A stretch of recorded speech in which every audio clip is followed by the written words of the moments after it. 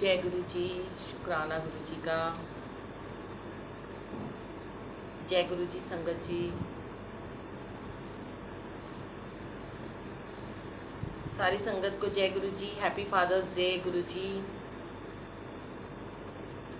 वाहे गुरु जी। Happy father's day मेरे प्यारे प्यारे वीर जी। Happy father's day.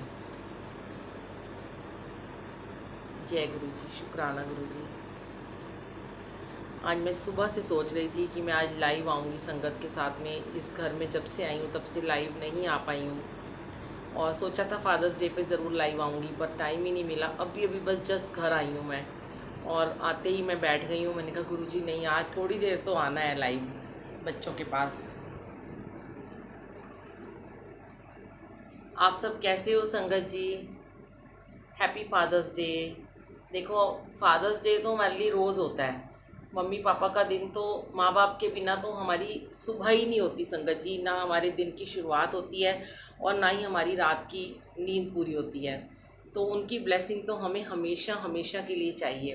पर ये जो फॉरेनर्स ने बना दी है ना फादर्स डे वगैरह, तो ये कहीं ना कहीं हमें याद दिलाते रहते हैं कि चलो थोड़ी ब्लेसिंग एक्स्ट्रा मिल जाती है पापा से, भाइयों से, है ना। जय गुरु जी। सब लोग आ जाइए, जल्दी जल्दी जुड़ जाइए प्लीज़। शुक्राना गुरु जी का। मैंने तो आज कोई पोस्ट भी नहीं डाली थी कि मैं लाइव आऊँगी संगत जी, क्योंकि मैंने सोचा नहीं था कि मैं टाइम निकाल भी पाऊँगी।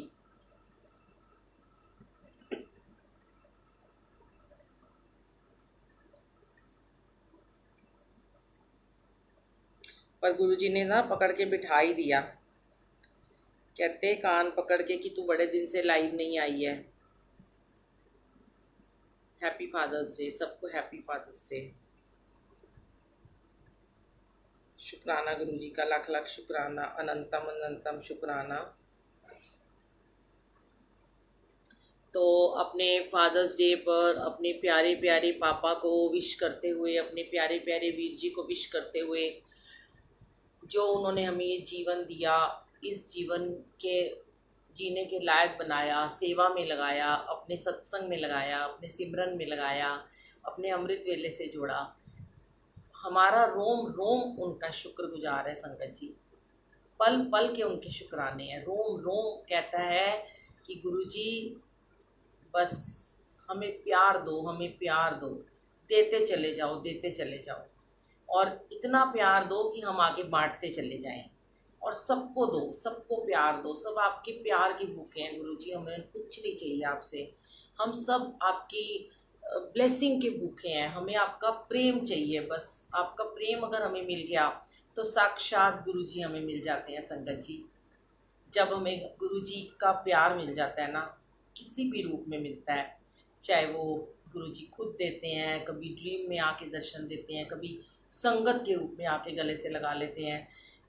बहुत बहुत बहुत शुक्राना गुरुजी। तो सबसे पहले हम फादर्स डे पे गुरुजी को एक छोटा सा भजन कह लें या एक प्रार्थना कह लें, वो हम सुनाएंगे गुरुजी के लिए। आप सब मेरे साथ मन में गुनगुनाते रहिएगा, कि यहाँ तो मैं आपसे सुन नहीं ना पाऊंगी। तुम्ही हो माता पिता, तुम्ही हो, तुम्ही हो बंधु सखा, तुम्ही हो, तुम्ही हो माता पिता, तुम्ही हो बंधु सखा, तुम्ही हो, तुम्ही हो साथी, तुम्ही सहारी, कोई ना अपना सिवा तुम्हारे, तुम्ही हो साथी, तुम्ही सहारे, कोई ना अपना सिवा तुम्हारे, दया की दृष्टि सदा ही रखना, तुम्ही हो बंधु सखा, तुम्ही हो,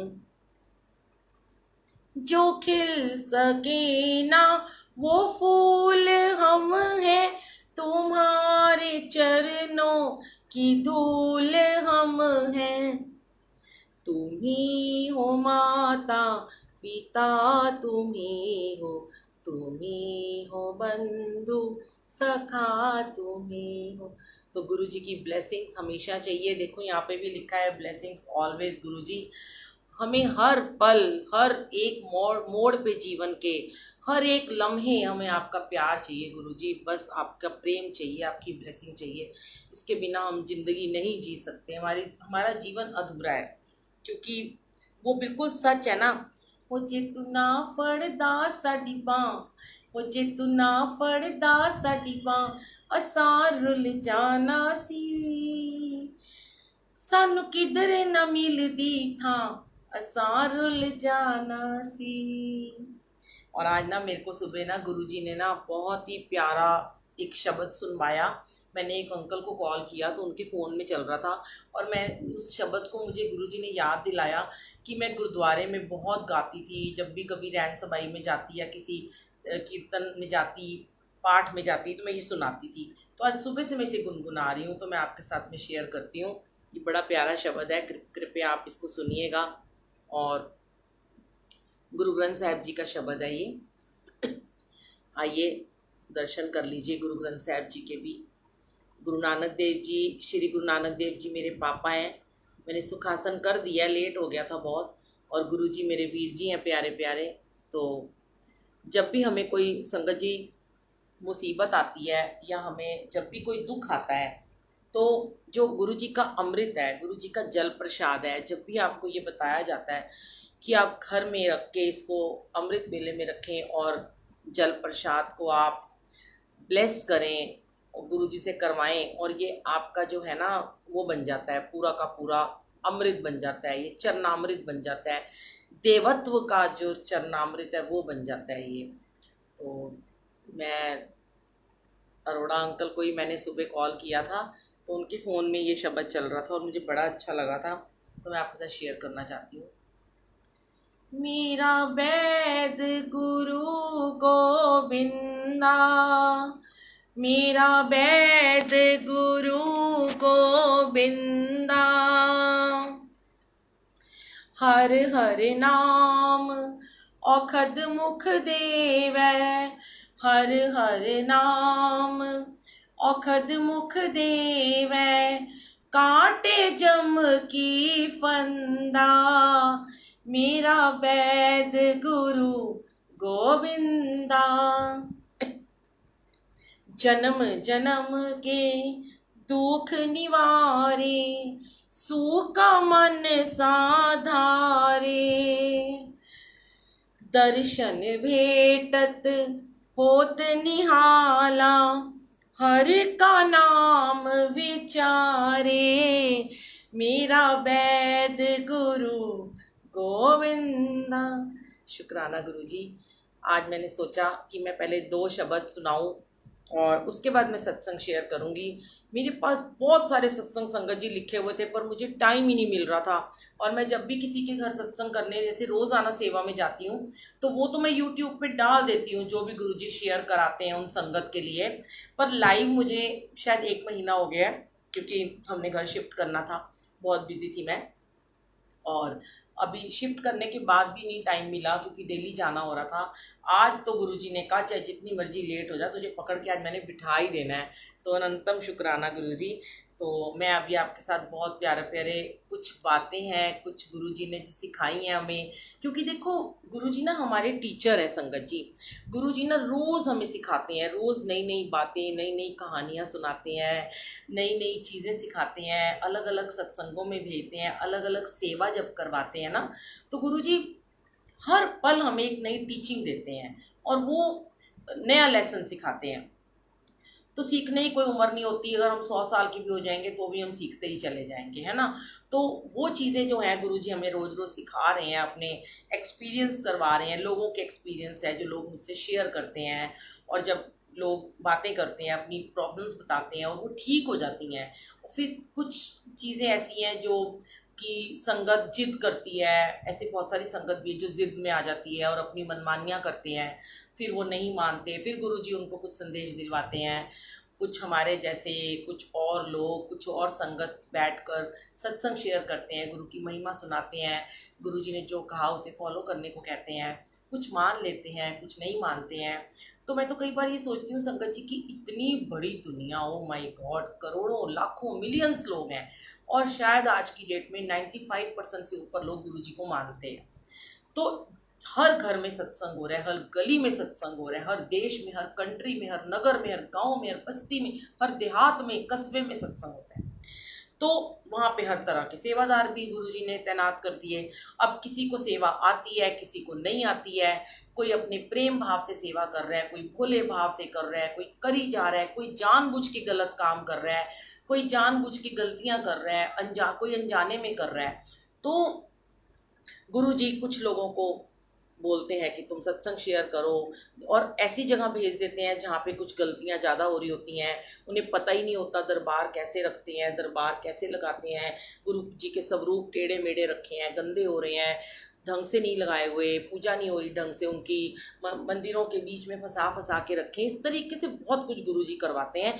और फिर हमारे जैसों की थोड़ी सी सेवा लगाते हैं कि चलो तुम बैठकर शेयर करो अपना सत्संग और फिर तुम लोगों को बताओ, ये मैं तुम्हें हुक्म देता हूँ। तो वो मैं आज आपके साथ जो भी मैंने कुछ कुछ पॉइंट्स लिखे, मैं बड़े दिनों से लिख रही थी, मैं बहुत सारा है, पर उससे पहले मैं आपको एक छोटा सा एक सॉन्ग सुनाती हूँ जो मेरा बचपन का सॉन्ग है और मैं हमेशा से गुरु नानक देव जी के लिए और अब गुरु जी के लिए गाती हूँ। एक था बचपन, एक था बचपन, एक था बचपन, एक था बचपन। आंटी ऐसा है कि ना आपका, आप अपना ना नेटवर्क चेक कर लो। उमा आंटी आप अपना नेटवर्क को रिफ्रेश करो, मेरे यहाँ से क्लियर आ रही है बिल्कुल वीडियो, और आप जिनको नहीं आ रही वो अपना नेटवर्क को दोबारा रिफ्रेश करें, ठीक हो जाएगी। मेरा आज ना ये वाला फ़ोन भी बंद होने वाला है, मैं थोड़ी देर ही सत्संग शेयर करूँगी क्योंकि ये बंद हो जाएगा, तो इसलिए मैं जितना हो सकेगा उतना शेयर करती हूँ आपके साथ। जय गुरु जी। एक था बचपन, एक था बचपन, छोटा सा नन्हा सा बचपन, एक था बचपन, एक था बचपन, बचपन के एक बाबूजी थे, अच्छे सच्चे बाबूजी थे, दोनों का सुंदर था बंधन, एक था बचपन, एक था बचपन।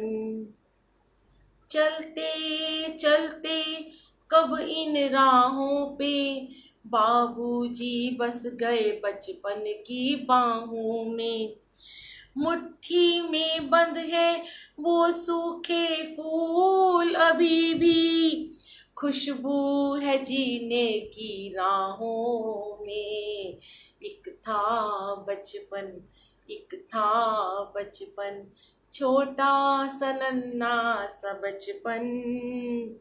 और लास्ट में हमेशा से मैं ये गाती हूँ गुरु जी के लिए, अपने प्यारे प्यारे नोने नोने गुरु जी के लिए, अपने वीर जी के लिए, अपने वाहे गुरु जी के लिए। चलते चलते चलते चलते जाने कब इन राहों में बाबूजी बस गए बचपन की बाहों में,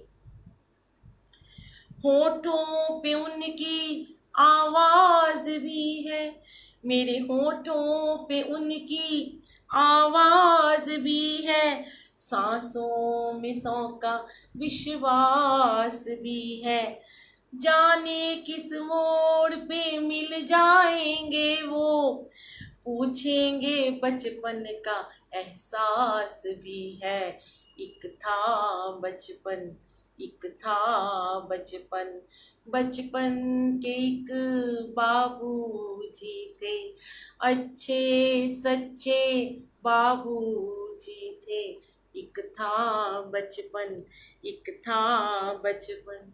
जय गुरु जी, शुक्राना गुरु जी, अनंतम अनंतम शुक्राना। आइए अब हम कुछ सत्संग शेयर करते हैं। संगत जी दरबार के दर्शन भी साथ साथ आप करते रहिएगा और मेरी आवाज़ सुनते रहिएगा, क्योंकि मुझे जो है ना आपको अपनी आवाज़ सुना के ज़्यादा आनंद आता है। चेहरे का क्या है, चेहरा तो आज है, बदल जाएगा, क्योंकि ये चेहरा हमेशा नहीं रहता। संगत जी, ऐसा है कि देखिए, गुरु जी से मिलने से पहले ना हम बहुत रिलीजियस तो थे।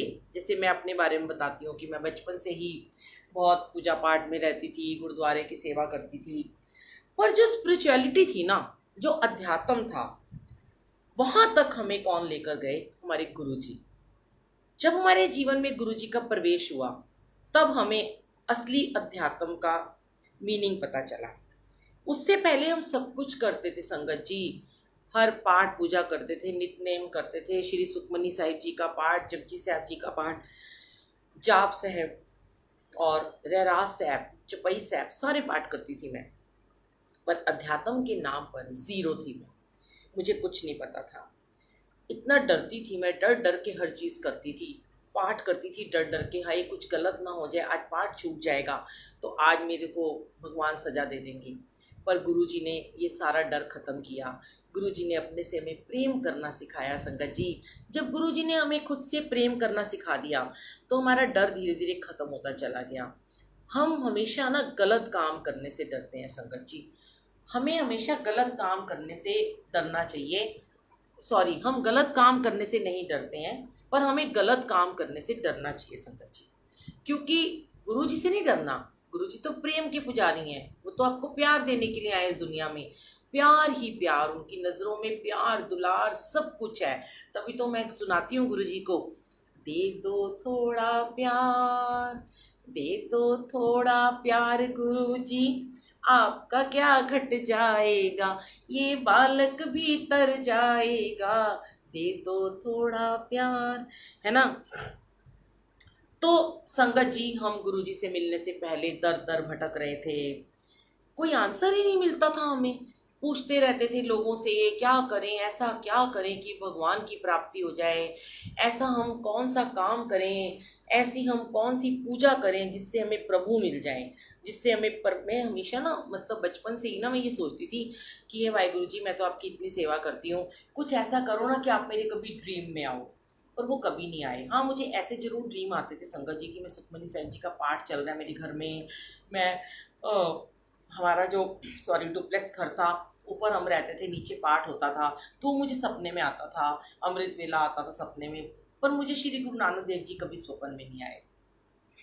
और जिस दिन पहली बार मैं बड़े मंदिर गई, उसी रात मुझे गुरु नानक देव जी, गुरु जी ने, देखो गुरु जी को पता था मेरी भूख क्या है। सबसे पहले गुरु जी ने मेरी भूख को शांत किया।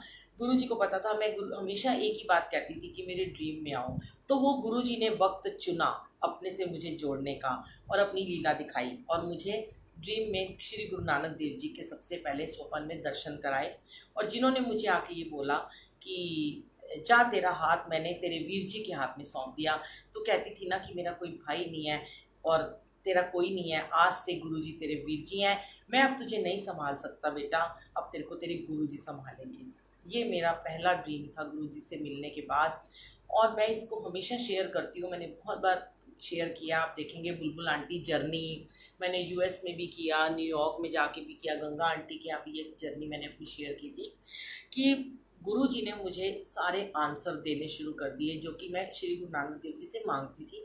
वो मुझे देते भी थे, पर उन दिनों श्री गुरु नानक देव जी बिल्कुल खामोश हो चुके थे, मुझे जवाब नहीं देते थे, और मैं बड़ी उदास सी रहती थी।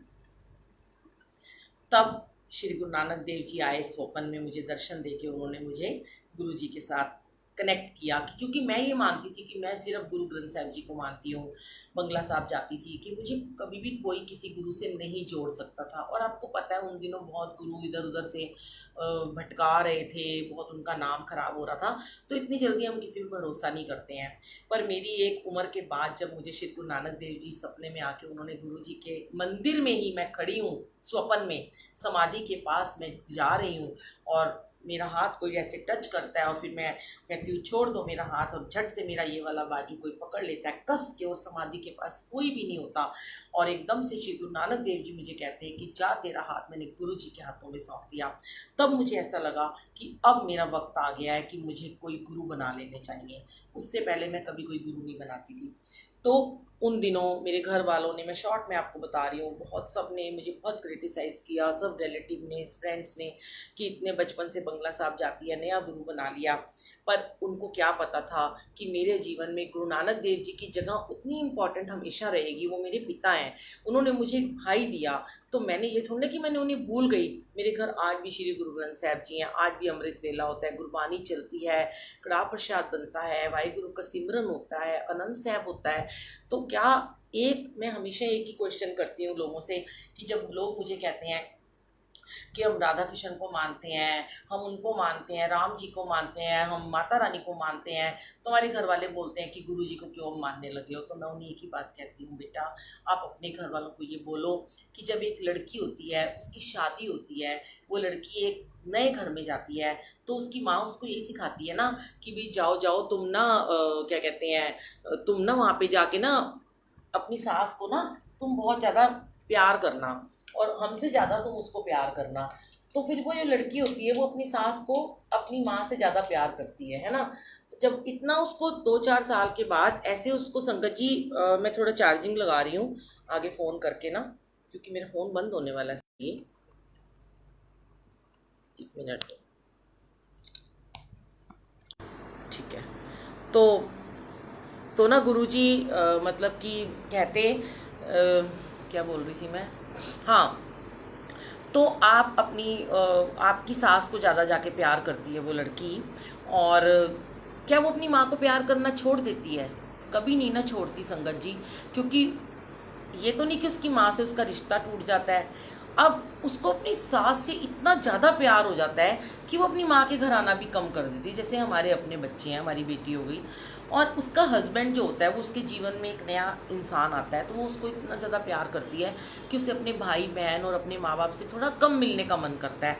ऐसे ही सेम टू सेम हमारे जीवन में गुरु जी का प्रवेश जब होता है संगत जी, तो गुरु जी ना ऐसे हैं, मतलब वो एक ऐसी शख्सियत है, वो ऐसे एक अनमोल रतन है, वो मतलब एक देवदूत है, वो अपने आप खींच लेते हैं अपनी तरफ, और उनका जो ऑरा है ना वो इतना प्योर, इतना स्ट्रॉन्ग है ना कि वो हमें कहीं जाने ही नहीं देता। हम, अब ऐसा नहीं कि हम अपने इष्ट को भूल गए, हम गुरु नानक देव जी को भूल गए या माता रानी को भूल गए, पर हमें ना उस टाइम जब एक कहते हैं ना नया नया, जब एक दूसरा हमारे जीवन में प्रवेश होता है, किसी का भी होता है, एक भाई का होता है, पति का होता है, या किसी दोस्त का होता है, या कोई सास ससुर का होता है, तो हमें वो घर अच्छा लगने लगता है। तो सेम टू सेम यही बात है, गुरुजी ने कभी नहीं कहा कि तुम अपने पुराने रिश्तों को छोड़ दो, अपने पुराने भगवान को छोड़ के मेरे पास आओ। नेचुरली ऐसा हो जाता है कि हमारा वहाँ पे थोड़ा रुझान अपने आप कम हो जाता है और हमारा गुरुजी की तरफ ज़्यादा हो जाता है, क्योंकि उस टाइम हमें सिर्फ दिन रात हम गुरुजी गुरुजी गुरुजी करते रहते हैं। देखो एक बात तो है, आप जिसका नाम ज़्यादा जपोगे ना, आपको उसी के सपने भी आएंगे और वही आपको नज़र भी आएंगे। अब बहुत सारी संगत है, कई बार मुझे हंसी आ जाती है, मैं गुरुजी के आगे बैठ के हंसती हूँ। अब मुझे बहुत सारी संगत कहती है आंटी आप ना हमारे ड्रीम में आए, मैंने पहले भी शेयर किया था। तो मैं उनको बोलती हूँ कि अच्छा ऐसे कैसे हो गया गुरुजी, ये मेरे ड्रीम में कैसे आए? तो मतलब मैं इनके ड्रीम में कैसे आ सकती हूँ? इनके ड्रीम में उनको ये सपना आता है कि गुरुजी को मैं लेकर उनके घर में आई हूँ और वहाँ पे सत्संग कर रहे हैं, और मैंने वहाँ गुरुजी गद्दी लगाई है और मेरे साथ गुरुजी आए हैं साक्षात रूप में, और मैं भी आई हूँ। तो फिर मैंने उन आंटी से पूछती हूँ कि ऐसा कैसे होता है, तो आंटी कहती है कि हम ना रात को आपका यूट्यूब पे सत्संग सुनते सुनते सो गए थे। नेचुरल ये बात है कि जब वो सत्संग किसी भी इंसान का सुनेंगे तो उसको उसका ड्रीम आ जाएगा। अब आप मंत्र जाप करके सोओगे तो आपको गुरुजी के ड्रीम आएंगे। मैं ये नहीं कहती अब सत्संग मत सुनो, बहुत बहुत बहुत ब्लेसिंग है ये, बहुत बड़ी मेरे लिए एक दात है मेरे लिए कि गुरुजी ने इस लायक बनाया कि गुरुजी, मतलब मैं आपके कितने शुक्राने करूं मेरे मालिक कि आपने मुझे इस लायक बनाया कि लोग जब मुझे ये कहती हैं संगत कि आंटी आपका सत्संग सुन के हमारा डिप्रेशन दूर हो गया, आपका सत्संग सुन के हमारी नींद की गोली खानी छूट गई और हम सिर्फ और सिर्फ आपके सत्संग सुन के सोते हैं, हमें बड़ी अच्छी नींद आती है, तो ये मेरे लिए एक बहुत बड़ी, मतलब मैं क्या बताऊं, कोई इसके लिए मेरे पास वर्ड नहीं है, स्पीचलेस हूँ मैं। ये इतनी बड़ी ब्लेसिंग है कि मेरे डॉक्टर साहब बैठे हैं और मेरे डॉक्टर साहब, एक मैं उनकी कंपाउंडर हूँ, है ना, वो मेरे सुपर स्पेशलिस्ट डॉक्टर मेरे सामने बैठे हैं और मुझे उन्होंने एक कंपाउंडर की नौकरी दे रखी है। और वो मुझे जब वो मतलब कि बिजी होते हैं तो वो मुझे कहते हैं कि चल तू मेरे सत्संग सुना या तू मेरे सत्संग शेयर कर, और वो यूट्यूब पे जब मैं डालती हूँ तो वो एक तरह से वो आप गुरुजी मुझे कहते हैं कंपाउंडर के थ्रू मुझे एक दवाई दे के भेजते हैं कि तू ये मेडिसिन आगे दे आ पेशेंट को। तो मुझे लगता है कि मैं तो इस काबिल भी नहीं थी गुरुजी, मैं आपकी कंपाउंडर बन सकती, मैं बहुत डरती थी, मैं तो डॉक्टरों के नाम से ही डरती थी। पर गुरुजी ने मेरे हर डर को संगत जी ख़त्म कर दिया और गुरुजी ने इस लायक बनाया कि आज संगत का इतना प्यार, इतना प्यार, इतना ज़्यादा प्यार मिलता है, झोलियाँ भर भर के मिलता है, वो गुरुजी दिलवा रहे हैं। तो उसका शुक्राना तो हम हमेशा करते रहेंगे। और संगत जी मैं आपको ये जब बता रही थी कि जब मुझे कोई आंसर नहीं मिलता था, है ना, आपको भी नहीं मिलता, बहुत लोग ऐसे हैं जो मुझे कहते हैं हम दर दर भटक रहे हैं, हम इतने सालों से गुरुजी के साथ जुड़े हैं, हमें आंसर नहीं मिलते, हमारे प्रॉब्लम्स नहीं सॉल्व होती हैं। तो संगत जी कहते हैं इतनी जद्दोजहद कर रहे हैं, पैसे कमाने के लिए हम कर रहे हैं, मेहनत भी कर रहे हैं, पर वो फल हमें नहीं मिल रहा। तो आज सच में मैं भी ऐसी थी संगत जी, मुझे भी बहुत मेहनत करनी पड़ती थी। मैं आपको अपनी अगर जर्नी बताने बैठूँ ना तो शायद ये रात ही ख़त्म हो जाएगी, पर मेरी जर्नी नहीं ख़त्म होगी। और मुझे बताने में कोई शर्म भी नहीं आती है, क्योंकि जब भी हम कोई चीज़ शेयर करते हैं, कोई सत्संग, कोई बात जो गुरुजी से रिलेटेड होती है, जो हमसे रिलेटेड होती है संगत जी, तो उसके थ्रू ना संगत को आंसर ज़रूर ज़रूर ज़रूर मिलते हैं, ये तो मैं जानती हूँ, क्योंकि मुझे भी बहुत आंसर मिलते हैं। तो सत्संग गुरुजी इसीलिए कहते हैं बैठो शेयर करो, चाहे लाइव करो, चाहे जैसे मर्जी करो, बैठ के रिकॉर्डिंग करो, शेयर करो। तो संगत जी मैंने भी बहुत काम किए, मैंने क्या क्या काम नहीं किया। जब मैंने छोटा सा अपने घर में पहली बार बुटीक खोला था तो मैं ज़मीन के ऊपर अपने बेडरूम में एक गद्दा बिछा के वहाँ पे लोगों को सूट दिखाती थी। धीरे धीरे मैंने बेडशीट का काम स्टार्ट किया। मैं शॉर्ट में आपको अपनी जर्नी बताती हूँ। फिर मैं अपने कमरे में ही, अपने बेडरूम में ही एक टेबल के ऊपर अपनी बेडशीट लगाती थी। जब हम रोहिणी में रहते थे वहाँ पे मैंने अपनी बेडशीट का बहुत अच्छा, कैलकटा की बेडशीट का काम स्टार्ट किया। फिर धीरे धीरे मैंने बहुत अच्छे अच्छे डिज़ाइनर सूट्स का काम शुरू किया और मैं फिर सप्लाई करती थी सबके बुटीक्स पे जा के। आप लोग बिलीव नहीं करोगे संगत जी, उस टाइम हमारे पास सिर्फ एक ही गाड़ी होती थी और वो भी हमने सेकेंड हैंड खरीदी थी पहली बार, है ना। तो उसके बाद ना क्या कहते हैं, तब मेरे को रिक्शा में जाना पड़ता था, तो मैं अपना पूरा बैग उठा के, थैला उठा के जाती थी, बहुत बड़े बड़े बुटीक्स पे जाती थी। उस ज़माने में मुझे, अगर किसी ने मुझसे 10 सूट भी ले लिए एक बुटीक वाले ने, तो मुझे 100 रुपये एक सूट पे मिलते थे, तो मैं एक दिन में 1000 रुपये कमा लेती थी। मेरे लिए बहुत बड़ी बात थी वो उस टाइम पे। और कभी 5 सूट बिक गए तो मेरे 500 रुपये, और मैं कह के लेती थी कि मैं इसके ऊपर 100 रुपीज़ लूँगी होलसेल के रेट्स पर। आज ऐसा नहीं होता, आज तो मतलब कि शायद डबल डबल करके ही लोग बेच देते हैं, और हम भी बेचते रहे हैं। हमने भी बहुत, जब बड़ा एक डिज़ाइनर बुटीक बनाया था तो हमने भी थोड़े रेट्स बढ़ा दिए थे। ये तब की बात है जब मेरी जर्नी स्टार्ट हुई थी। धूप में जाना, कभी चांदनी चौक जाना, कभी कहीं जाना, वहाँ से कपड़े लेके आना, ऑटो करना, मतलब रिक्शों में जाना, सब कुछ गुरुजी ने वो समय निकाला और बहुत मेहनत कराई। ऐसा नहीं कि मेरे घर वाले मुझे कहते थे कि तू कोई काम कर, मेरे हस्बैंड का बहुत अच्छा काम था, पर मेरा एक सपना था कि मैं इंडिपेंडेंट बनूं, और मैं हमेशा से इंडिपेंडेंट रही हूँ, शादी से पहले भी रही हूँ। तो मुझे लगता था कि मैं अपने खर्चों के लिए कभी किसी पे डिपेंड ना रहूँ। तो हर लड़की को, हर औरत को इंडिपेंडेंट होना चाहिए, गुरुजी यही कहते हैं। उसके बाद सब कुछ चलता रहा, साथ साथ सुखमनी साहब जी के पाठ चलते रहे, अमृत वेले चलते रहे, कीर्तन मंडलियाँ चलती रहीं, और ऊपर से ये सब चलता रहा, काम धंधा सब चलता रहा। फिर मैं मेकअप आर्टिस्ट बनी, मैं बहुत, मैंने काम किया, मीडिया में आई, वुमेन सीरा में कवर पेज किए, गृह शोभा में काम किया।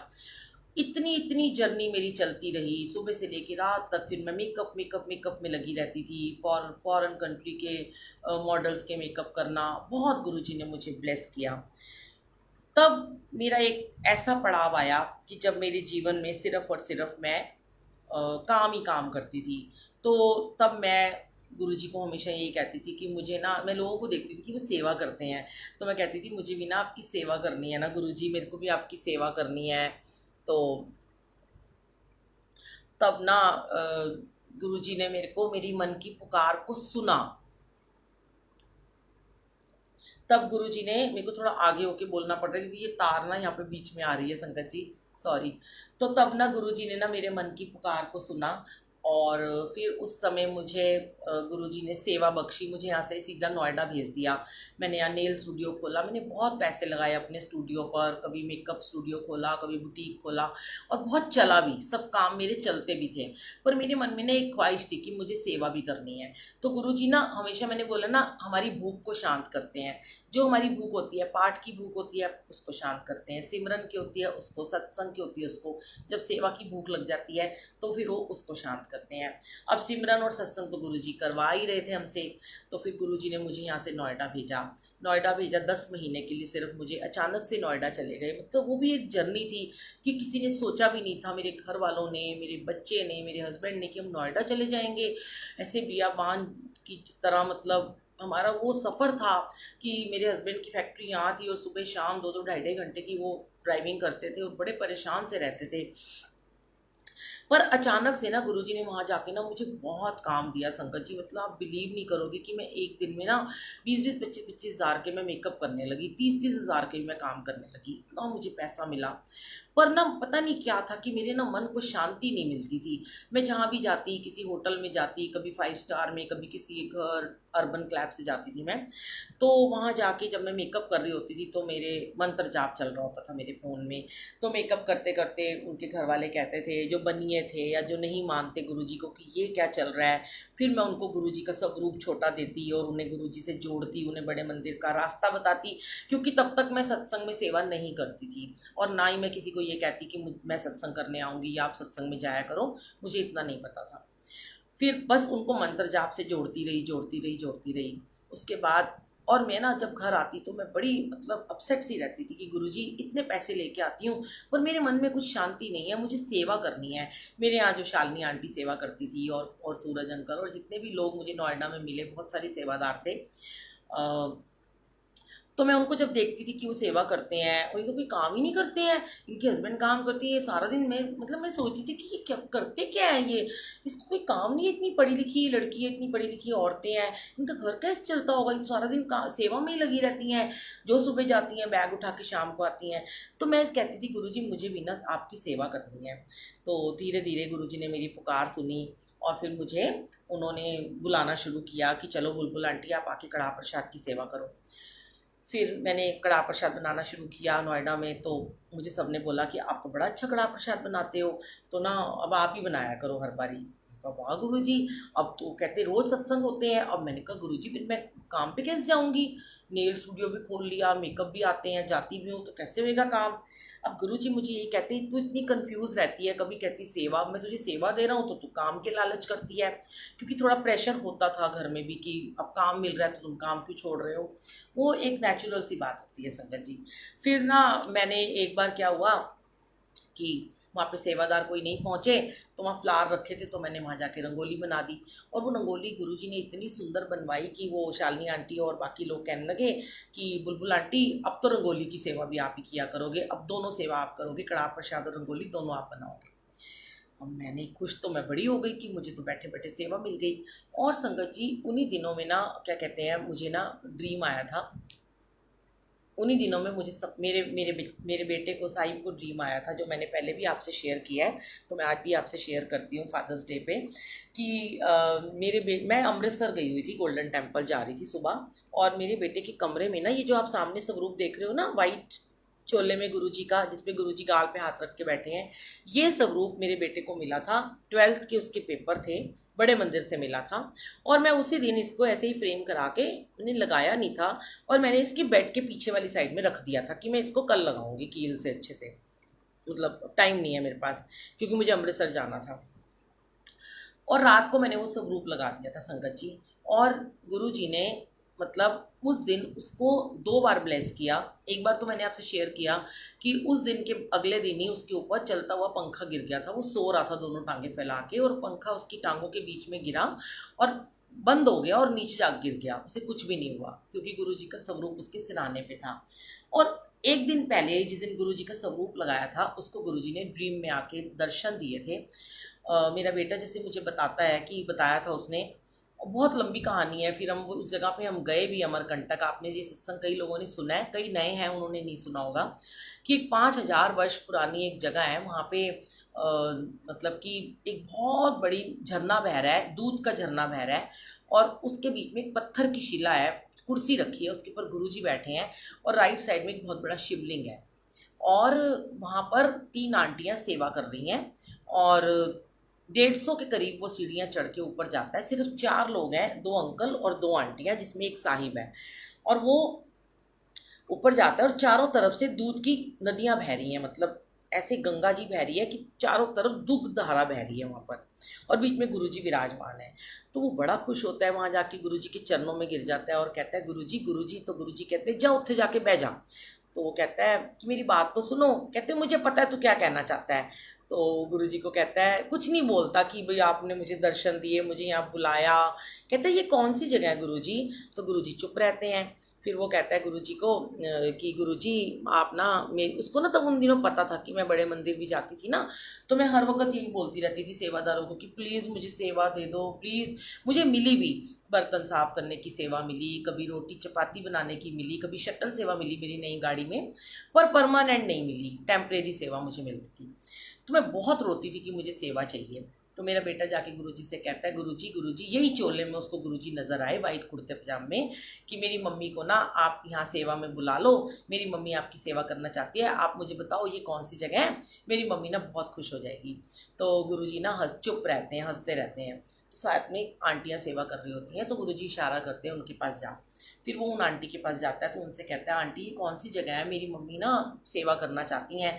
तो आंटी उसे पता नहीं क्या नाम बताती हैं, कौन सा हिमालय मेघालय पता नहीं कौन सी जगह है, ये बहुत ऊपर जाके है, बहुत ठंडी जगह है, यहाँ पे कोई रह भी नहीं सकता, पर अगर आपकी मम्मी आना चाहती है तो हम 3 आंटियों में से ना एक आंटी है जिसकी ना गुरुजी से बिल्कुल बनती नहीं है, उनकी लड़ाई होती रहती है, डांटते रहते हैं गुरुजी, तो तुम अपनी मम्मी को भेज दो, उनको जहाँ सेवा में लगा लेंगे।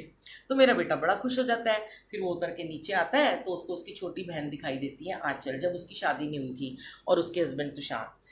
तो कहता है जा जा गुरुजी बैठे हैं, दर्शन करा। कहती नहीं नहीं, हमने नीचे शिव जी के दर्शन कर लिए, क्योंकि उस टाइम कोई मानता नहीं था हमारे घर में, संगत जी वो अनमैरिड थी। फिर वो आ जाता है। तो वो ना फिर उसका जब मुझे फ़ोन आया सुबह सुबह अमृत वेले में, मैं ट्रेन में थी, कि मैं तो मेरे रोंगटे खड़े हो गए। वो कहता है मम्मी मेरे भी रोंगटे खड़े हो रहे हैं। फिर उसने सर्च किया यूट्यूब पे कि ये कौन सी जगह है, तो उसको वो जगह दिखी 5000 वर्ष पुरानी, और वहाँ पे लिखा था दुर्वासा ऋषि की गुफा। एक लाइन उसको समझ में आई। फिर हम भूल गए, कई साल हो गए। अब फिर कई सालों के बाद वो बात का बहुत लंबा सत्संग है, गुरुजी ने मुझे उसी जगह पे बुलाया। मतलब ये बात की स्टोरी है। उस टाइम पे जब उसे ड्रीम आया, तो उसके जस्ट बाद में ही मुझे रोज की सेवा मिलनी संगत जी शुरू हो गई। कभी रंगोली बनाओ तो कभी कड़ाह प्रसाद बनाओ, और कोई सेवा मुझे नहीं मिलती थी। और फिर ना मेरा ये मन करता था, मैं गुरुजी से कहती थी हमेशा कि मुझे सत्संग भी शेयर करना है ना, वो वाला कि जब मैं पहली बार आपके मंदिर में आई थी, तो मुझे रात को सपने में श्री गुरु नानक देव जी आए थे, और संगत जी मैं ना वो सब अपना सत्संग ना बहुत बार शेयर कर भी चुकी थी, दिल्ली में भी कर चुकी थी। तब ना मेरे पास कोई सत्संग ही नहीं होता था। मैं जहाँ जाती ना अपना एक ही सत्संग शेयर करती, जैसे वो शिव अंकल अपना एक ही सत्संग शेयर करते हैं ना, लोग मुझे कहते हैं कि बुलबुल आंटी आप भी तब एक ही सत्संग शेयर करते थे। तो मैं करती रहती हर जगह। मेरे को एक दिन लगा, मैंने कहा लोग कहेंगे ये हर बार एक ही सत्संग शेयर करती रहती, इसके पास कोई सत्संग ही नहीं है। तो मैं कहती गुरुजी मुझे भी सत्संग शेयर करना है। तो 1-2 बार तो वहाँ पे मेरे को सेवादारों ने खड़ा कर दिया सत्संग शेयर करने के लिए। शालिनी आंटी ने बोला कि आप करो, पर ज़्यादातर वो खुद ही शेयर करते थे और लोगों को करवाते थे, मुझसे नहीं कराते थे। तो मेरी भूख बढ़ती चली गई। अब ना मेरा ना मेकअप में ना मन ही ना लगे। अब अर्बन क्लैप वाले कहते थे कि अगर आपको मतलब उस दिन नहीं आना होता मेकअप करने, तो आप स्लॉट डाल दो कि आज के लिए आप बिज़ी हो। तो मैंने क्या किया, मैंने ना हफ्ते में ना 3 दिन तक ना मैंने ना स्लॉट डालने शुरू कर दिए, और मतलब उसमें कि मैं आज अवेलेबल नहीं हूँ। तो अब क्या हुआ, अब हफ्ते में 3 दिन मेरे को मेकअप मिलने बंद हो गए, 4 दिन मिलते। अब लोगों ने मुझे भी सेवा में बुलाना शुरू कर दिया। कभी कभी जैसे वो शालिनी आंटी बिजी हैं, तो आंटी आप आ जाओ, आप बड़ा अच्छा करते हो, बड़े अच्छे से रंगोली बनाते हो, आप ही सेवा कर लो। कुछ जानकारों ने, और जहाँ हम रहते थे चेरी काउंटी में, वहाँ पे मैं सेवा करने लगी। धीरे धीरे सेवा सीख गई, देखती थी उनको, डांट भी खाती थी बहुत ज़्यादा, कई बार रोती भी थी अकेले में जाके कि मुझे इतनी इंसल्ट होती है, क्योंकि उस टाइम हमारे अंदर ना संगत जी बहुत बड़ी ईगो होती है कि हमें कोई डांट क्यों रहा है, हमसे छोटा हमें क्यों समझा रहा है। आज मैं सबको यही बात समझाती हूँ कि मैंने बहुत डांट खाई है सेवा के मामले में, तो तुम घबराया मत करो, तभी तुम एक अच्छे सेवादार बन सकते हो। तभी लोग कहते हैं कि आज आप बड़े स्ट्रिक्ट सेवादार हो। तो संगत जी फिर जब सत्संग करने लगी तो एकदम लालच सत्संग का बढ़ता चला गया, सेवा का बढ़ता चला गया। अब हफ्ते में सिर्फ 5 दिन सेवा और 2 ही दिन मेकअप। अब घर वाले कहते क्या हो गया, तेरे सारे मेकअप वेकअप छूट गए। तो मैंने बोला कि अब मैं सेवा में जाती हूँ। तो मुझे ज़्यादा किसी ने कुछ नहीं बोला। उन्हीं दिनों में हमारा, जब हमें वापस आना था, मतलब हम वहाँ गए थे 10 महीने, हम वहाँ पे रुके थे। और 10 महीने में जैसे गुरुजी ने, कहते हैं ना, दिल्ली से किसी को एमिटी में भेज देते हैं, जाओ गुरुकुल में जाओ पढ़ के आओ, ऐसे मुझे गुरुकुल में नोएडा में भेजा गया कि वहाँ सब कुछ मुझे सिखाया गया और फिर मुझे दिल्ली वापस बुला लिया।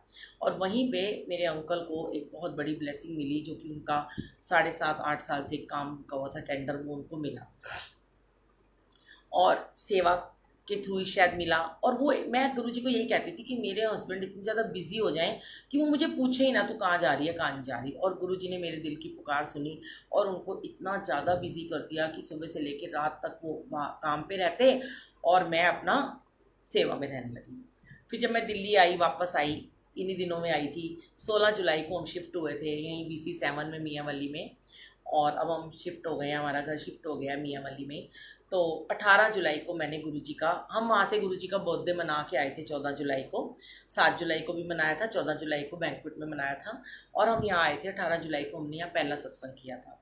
और उसके बाद इतनी संगत थी और मैं वहाँ से रोते रोते आई थी, गुरुजी कहाँ संगत मिलेगी, नोएडा की सारी संगत छूट रही है, मुझे बड़ा रोना आ रहा है, मैं कैसे करूँगी। और गुरुजी ने यहाँ उस दिन 150-200 संगत को भेजा। और फिर गुरुजी ने मुझे कहा कि तू जहाँ भी जाएगी वहाँ वहाँ वहाँ वहाँ तेरी सेवा होगी, जहाँ जहाँ मेरा हुक्म होगा वहाँ वहाँ तेरी सेवा होगी। और सच में संगत जी, मतलब मैं तो बता ही नहीं सकती कि महीने के 365 दिनों में से शायद 300 दिन गुरुजी ने सेवा ली है 3 साल में, जब से यहाँ पे हूँ। और गिनना नहीं चाहिए कभी भी हमें अपनी सेवा को। बहुत सेवा ली मालिक ने, बहुत सेवा ली, इतना शुक्राना, इतने हमारे कर्म कटवाते चले गए, इतना हमें ब्लेस करते चले गए। और धीरे धीरे मेरा सारा काम धंधा गुरुजी ने बंद करा दिया। मैं अब अपनी नेल की, मेकअप की सारी टेबल वेबल सब बेकार हो गई, सब उठा के दे दिया लोगों को। मैंने नई मशीन खरीदी थी, वो जो होती है क्या बोलते हैं उसको, नाम ही भूल गई हूँ, बताओ मेकअप क्या छोड़े, मैंने सबके नाम ही भूल गई हूँ। एयर ब्रश मेकअप की मशीन खरीदी थी मैंने, वो एज़ इट इज़ मेरी पड़ी रह गई। तो मुझे कुछ समझ में नहीं आया, मैंने सब उठा के ऐसे दे दिया खुशी के मारे और सेवा में मैं लग गई।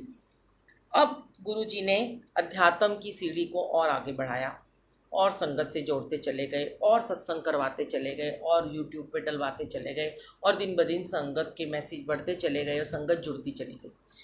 आज की डेट में अब जब लोग सुबह अमृत वेला करती हूँ, जब एक बहुत प्यारी सी बात कहते हैं, मैं तो उस लायक भी नहीं हूँ संगत जी, पर गुरुजी कहलवाते हैं उन संगतों से कि जब बड़े प्रेम से संगत मुझे कहती है कि गुरुजी के ना 2 गन हैं, एक रिंकू वीर जी और एक बुलबुल आंटी, मेरी रूह ना गद गद हो जाती है संगत जी।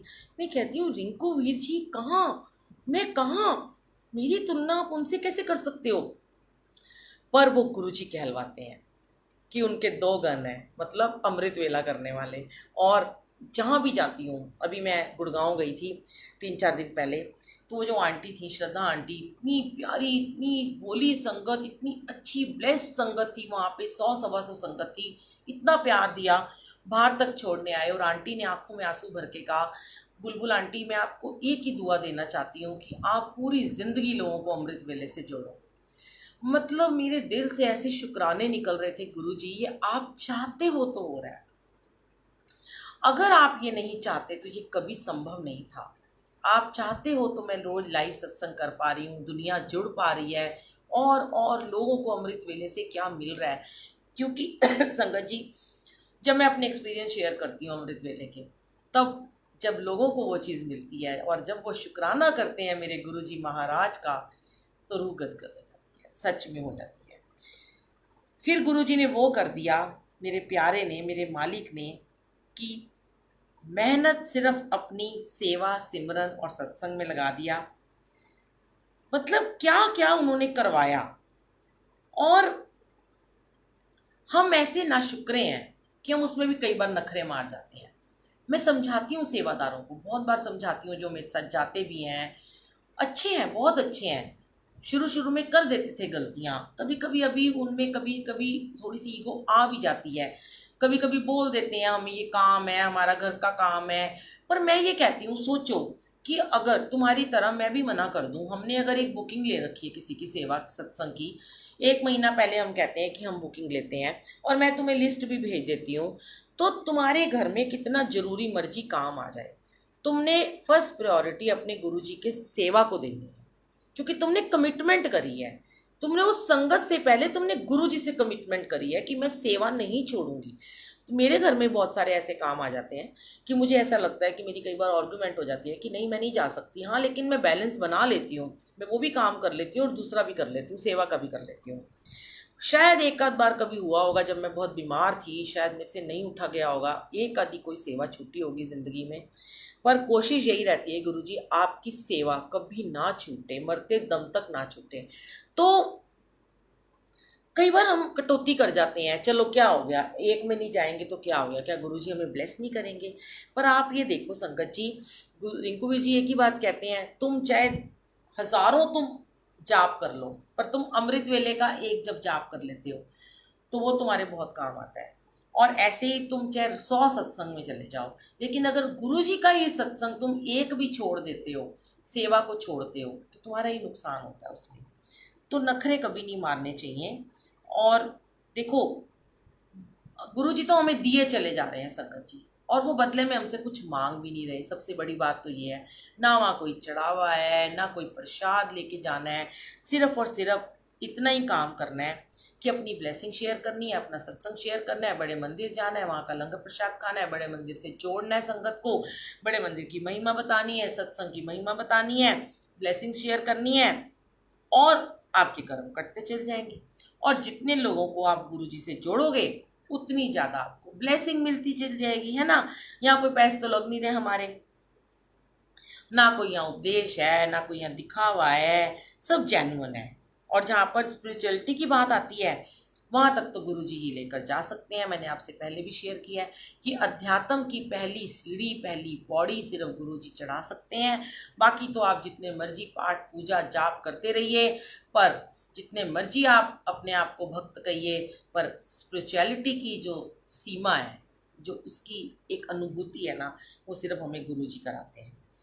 कहते हैं ना, जदों दुनिया ने में तो आँख फेरी, गुरा ने मेरी बाँ फड़ लई, मेरी तार दिती डुबदी होई बेड़ी, गुरा ने मेरी बाँ फड़ लई, है ना। तो और मैं तो ना हमेशा एक ही बात कहती हूँ गुरु जी को कि गाने तो बहुत है सुनाने के लिए, एक बड़ा प्यारा सॉन्ग है, उसकी 2 लाइनें मैं गुरु जी के लिए सुनाती हूँ।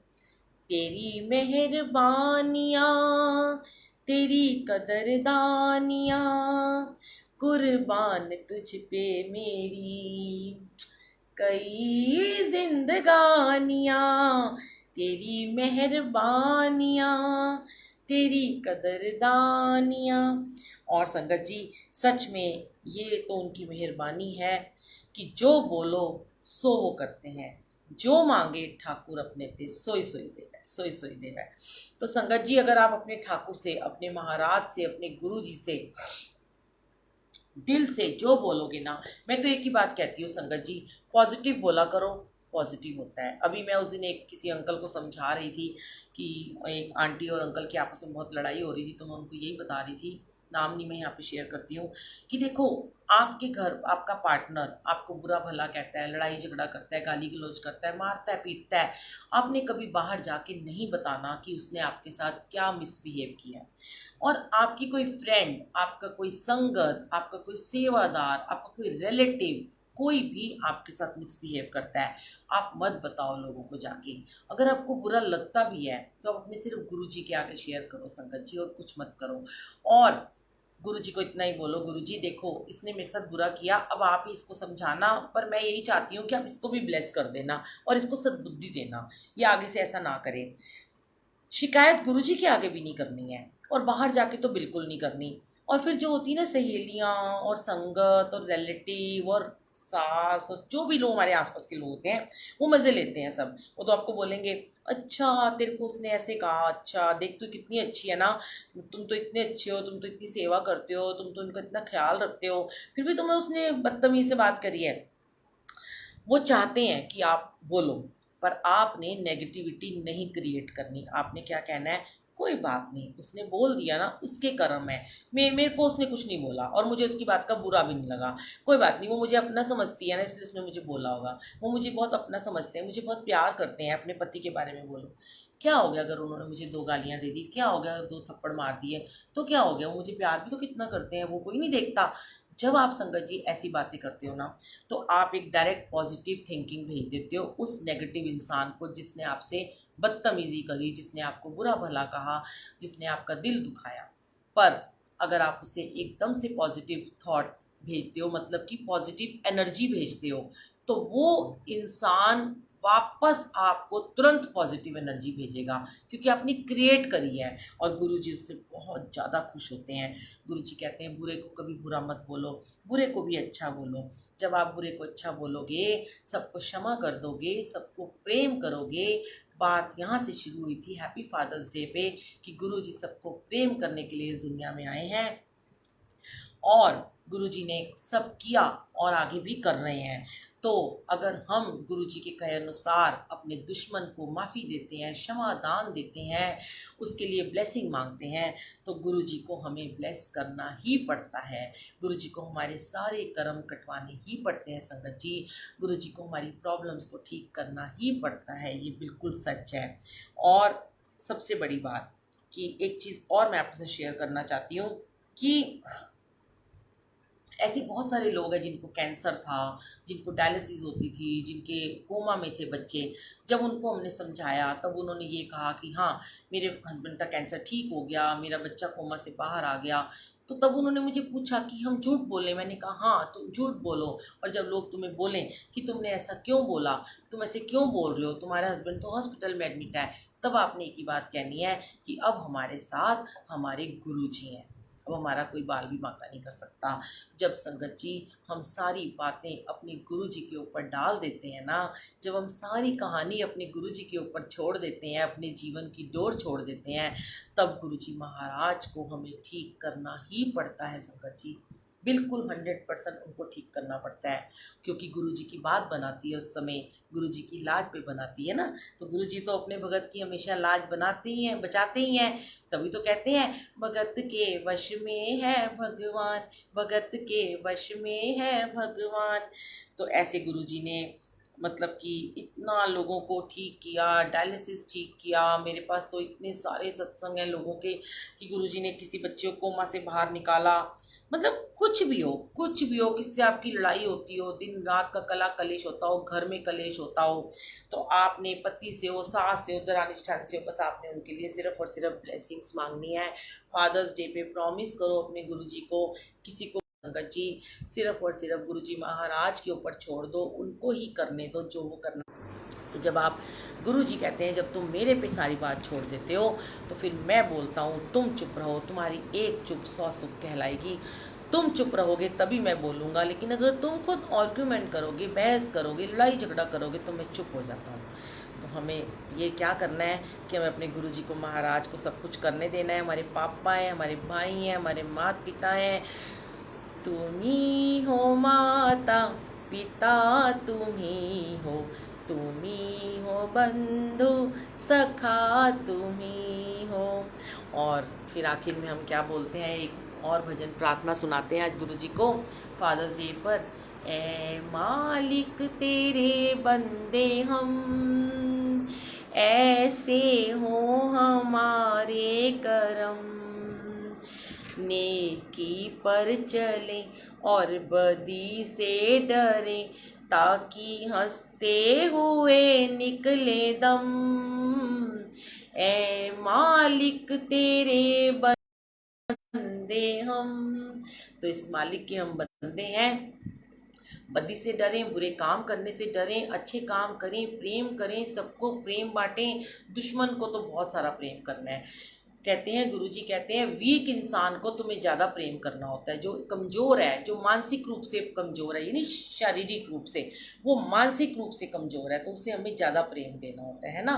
तो उसकी ज़्यादा केयर करनी है। जैसे कोई बच्चा होता है घर में, वो वीक होता है, तो माँ बाप उसका ज़्यादा ख्याल रखते हैं। ऐसे गुरुजी कहते हैं संगत में भी ऐसे लोग होते हैं कि जो नेगेटिव होते हैं, वीक होते हैं, तो उनको ज़्यादा प्रेम देना होता है। तो वो प्रेम की वजह से वो पॉजिटिव हो जाएंगे, पॉजिटिविटी देनी होती है ना। तो थैंक यू सो मच गुरुजी, आपने बिठाया अपने चरणों में, अपनी सेवा में, अपने सत्संग शेयर करवाए फादर्स डे पर। हैप्पी फादर्स डे मेरे गुरुजी महाराज, आपका बहुत बहुत अनंतम अनंतम शुक्राना। जय गुरुजी, शुक्राना। Love you Guruji, love you संगत जी, आप सबका लख लख शुक्राना जो आपने बैठकर इतने प्यार से सत्संग को सुना। जैसे आज मैं बहुत टायर्ड थी, मेरी आंखों से लग रहा था, पर मैंने कोई एहसान नहीं किया, ना आप पर ना गुरु जी पर। वो मेरा मन था, मेरे गुरु जी की इच्छा थी, इसीलिए उन्होंने बिठाया। जय गुरु जी।